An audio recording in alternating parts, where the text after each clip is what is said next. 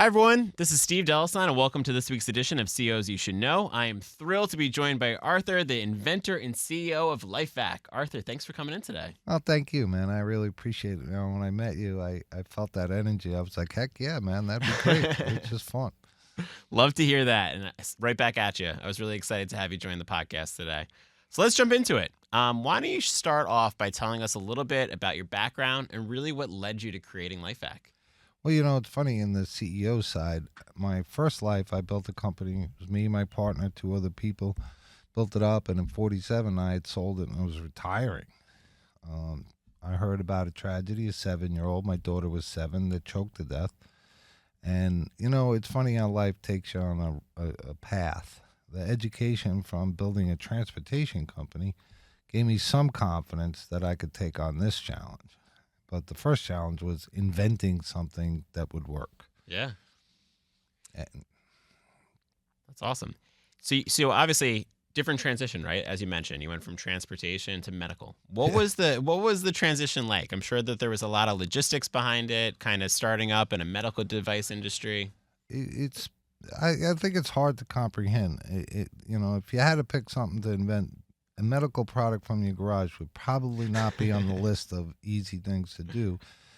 Just lack of any experience, any knowledge. Now, I had the heart and soul, and I had the experience of taking something from nothing and building it, but it was a whole new world. Yeah. But it was there was a different need, and it wasn't a living. It was a passion. It was a mission. If you have your children, you think about holding one of them and they expire in your hands. So when you get that kind of vision, that kind of understanding of the significance, the challenges don't matter. Mm-hmm. To me, it never mattered. I pretty much thought it was going to be impossible. I pretty much thought I was going to fail, but it didn't matter. I had to do it. That's awesome. We touched on this a little bit, but I know that the idea behind it was really born out of a very personal and tragic inspiration. Can you share a little bit about that moment and how it motivated you to create LifeVac? Well, I think it goes back to, my last year in college. I fell asleep at the wheel and the car went off the road and my two best friends died. And I was in ICU for 2 weeks. And for 20 years, I wanted to end my life. Wow. But it's an odd thing. My understanding of the pain that was created to their families, who I cared so much about, and were beautiful people, and they had to survive. I couldn't do that to my mother, so I stayed alive because of the pain it would put through to my mother. My life came about when my daughter was born, and I really started to feel like I had a life again. There was hope, and so when she was 7 and I heard of a 7-year-old that died, all that pain and flashback of 20 years of wanting to just stick my head in front of the express train came back. And I said, I will not survive that. And I have a responsibility as her father. So it's twofold, right? Mm-hmm. I don't want the pain, but my job is the only thing I got to do is make sure she's okay. Yep. So, and then when I had it, and now I could save her, it was a brief moment of good. I can go about my life. She's safe. And then the pain of the families of my friends. And I said, how could I be the only one? How could I be the one that I can save my daughter? Your daughter died. Too bad. And that combined with what we first talked about it being impossible, take a medical device from your garage. Those were the devil on my shoulder saying, you're going to get crushed. But the pain, the true pain, understanding it, having it happen was greater.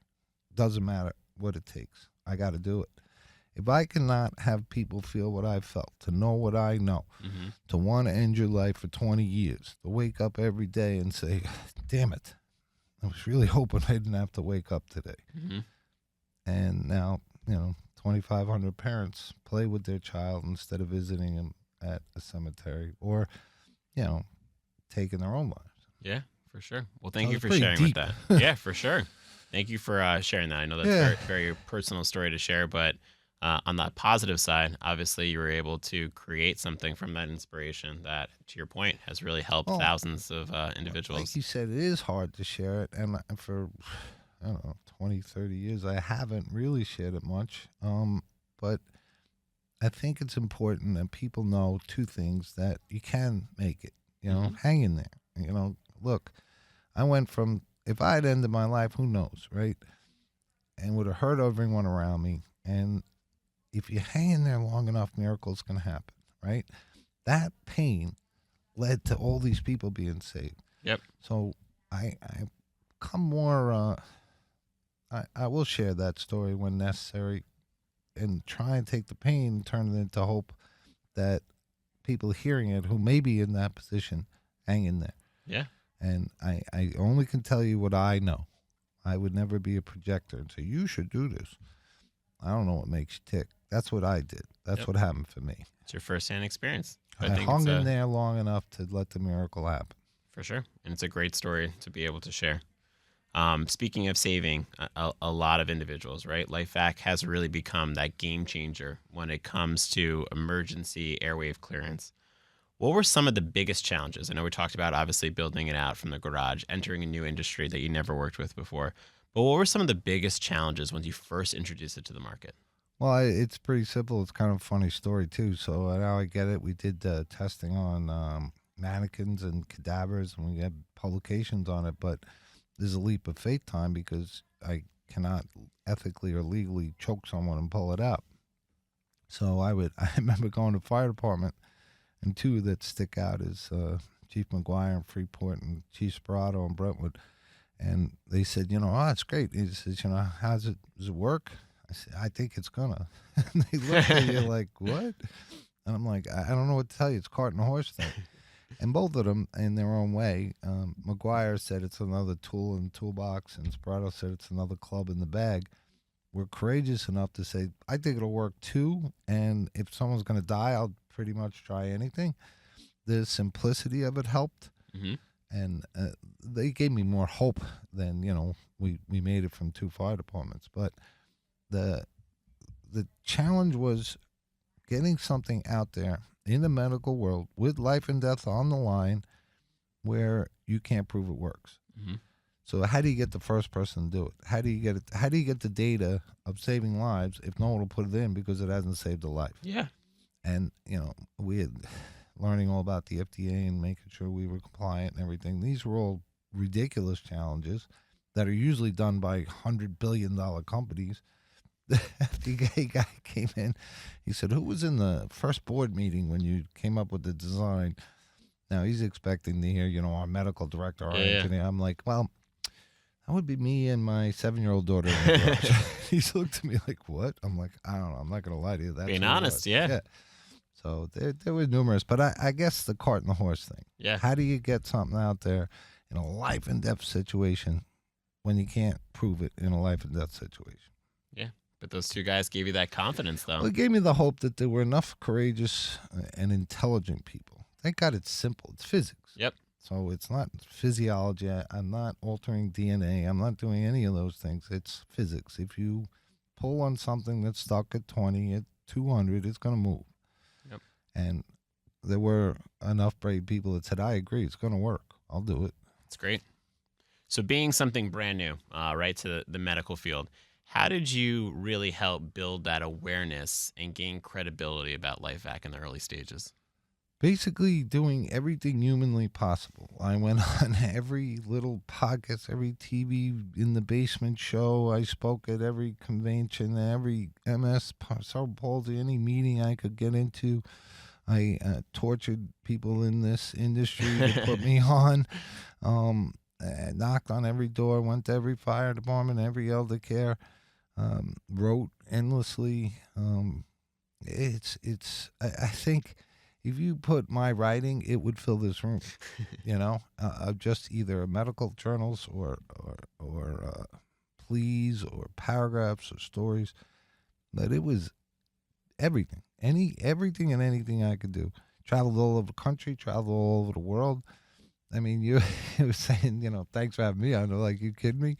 We could save a life talking. Absolutely. And fast forward to today, you've saved thousands of lives, right? Yeah. And I know that probably is a really amazing feeling. Fast forwarding from when you heard about the tragedy around that 7-year-old and today. Can you share with us on a personal level, like, what does the impact of what you guys are doing every single day really mean to you? It's the pain. When we had our first save, the miracle was it was done by a woman named Jackie. And I felt that God had said to me that, your perseverance is, he was saying you got to keep going because next day a kid died in school. But it was that little bit of pat to say, I'm with you. And staying there. And I was just talking to someone who saved a 5-year-old this morning. We just talked, your daughter's 4. Yep. And he had found a little piece of plastic. She was CPR trained. She did all the protocols, and he was blue. And I'm reading it, and it saved him. And she said, "Thank God for your product. Thank you for making it." And every day I take that accident, and I say she didn't have to have that. And in our facility, we have a hall of saves, and we have the pictures of 3,500 people on the wall. We had to raise the roof. And when I go in there, I sit there and say, okay, all these people are still whole. The Yep. parents, the grandparents, the friends, the kids, their friends at school, and all those people around these people are okay. Yeah. And that's pretty powerful reason to keep going. 100%. It's a true testament to the work you're doing, your team's doing, and I can't wait to visit the hall. Yeah, you got to see it. It's you know what? At this point, especially since we raised the ceiling, it has a very cathedral feeling. That's awesome. Because you think about it, sadly, most walls are remembrance, right? And it hit me one day. I think Brian told me, said it, but our wall is 4 minutes from being remembrance, right? That same institution, 3,500 pictures. 4 minutes later, it's in memory of. But since we were there, yep, it's a joyful moment. That room is full of joy. These people are alive. Yep. We're not celebrating them or memorializing them. Yeah, so, celebrating the future that they have ahead of them. Yeah, and as it got bigger and bigger, it's really a powerful thing. Like, we were out riding and we did the giant redwoods, and you want a spiritual God moment, right? These giant woods, it's a cathedral. And that's our cathedral. That's awesome. Congrats on that. Yeah, thanks. I know you guys have gained global recognition. What's next? What are some of your future aspirations for the company? Well, I'm so blessed that finally, but I say that with gratitude, the American Red Cross put out a statement that it's a recommendation that if protocol fails, an airway clearance device should be used, or, and this is most important, if it can't be used, I mean, it cannot be done.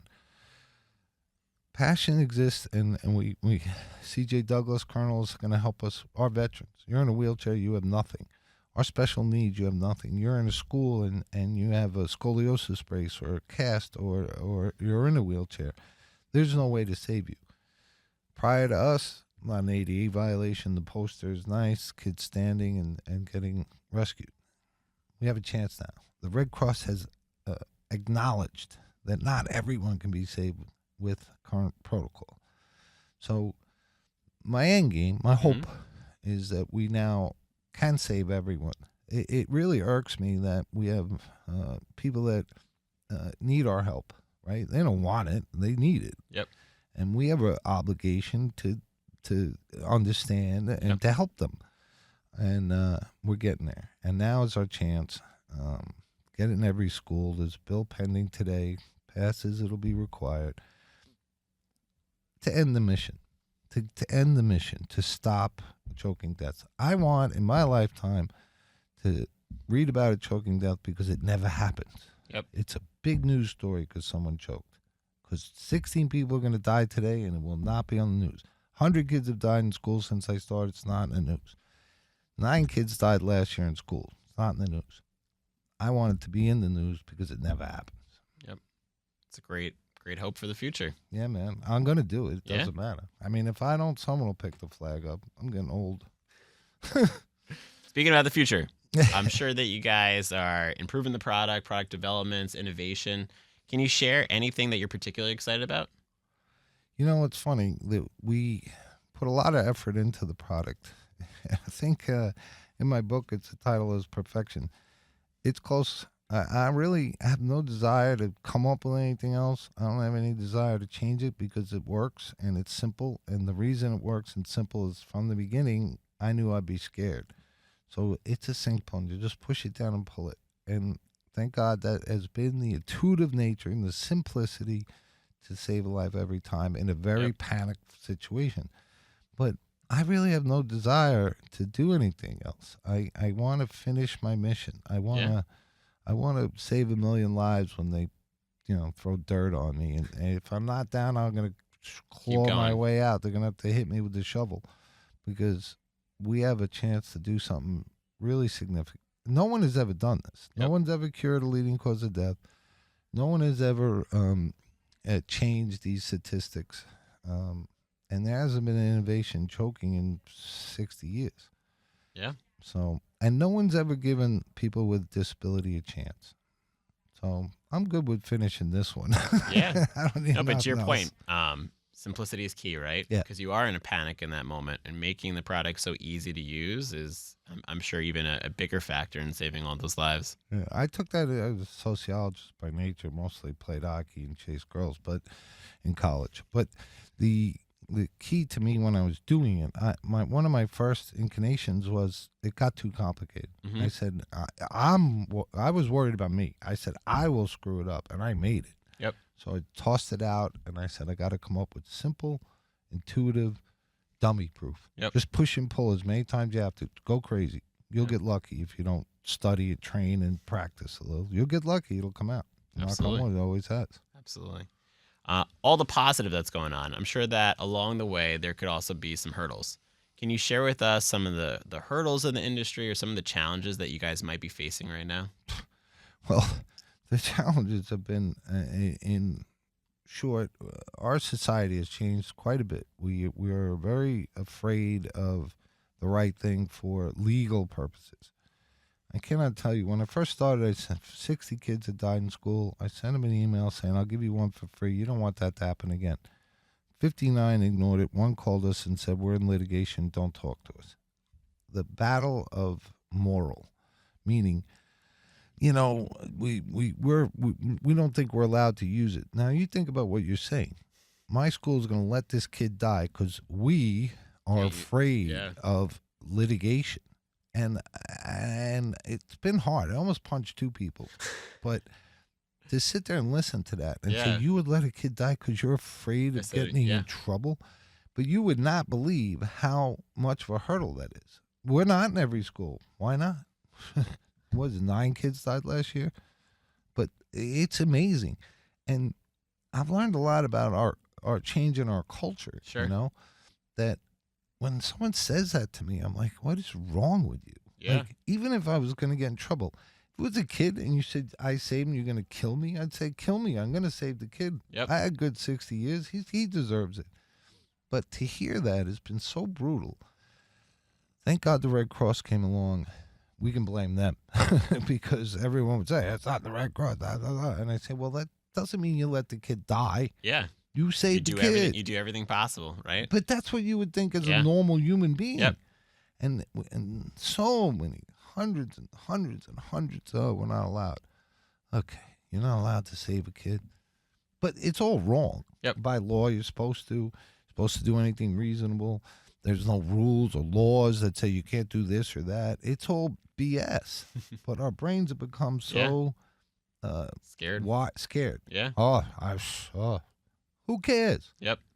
But the Do the really right thing. frustrating part is it's backwards. Yeah. You're supposed to save a life. You get in trouble when they 100%. die, not for trying to save them. I think I get a little emotional about this. Shows your passion. Yeah. And luckily I didn't punch the 2 people. That's going to be my follow-up If question. they were guys, I would have punched them. Definitely. One was it was in Washington. It was a conference, and the head of safety and the head both said we have no idea how to save someone in a choking emergency. And I was sitting next to the head of school disability at the time. I said, there you go. It's right there. She says, yeah, you should call the 800 line. I said, I'm sitting next to you and you just heard him. That would have been a punch in the face. Yeah. But it was a woman. Can't punch a That makes sense. So for anyone tuning in right now that might have an idea like you did, right? They might want to create a new invention, or they might see something that they want to course correct, and they're standing in their garage right now. What is the advice you would give them?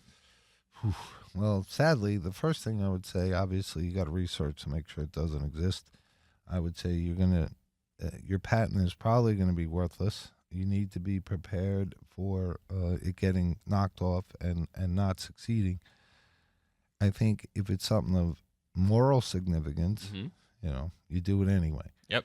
But I would tell people, be careful, because if you think you're going to get a patent and that's going to protect you, you're wrong. They will knock it off, put it in Amazon, put you out of business. So, particularly if it's relatively inexpensive, so I would say, you got to go for it, but just have that in the back of your head that eventually it's going to get taken over and stolen. Yep. Sad, but that's Gotta watch out for it though.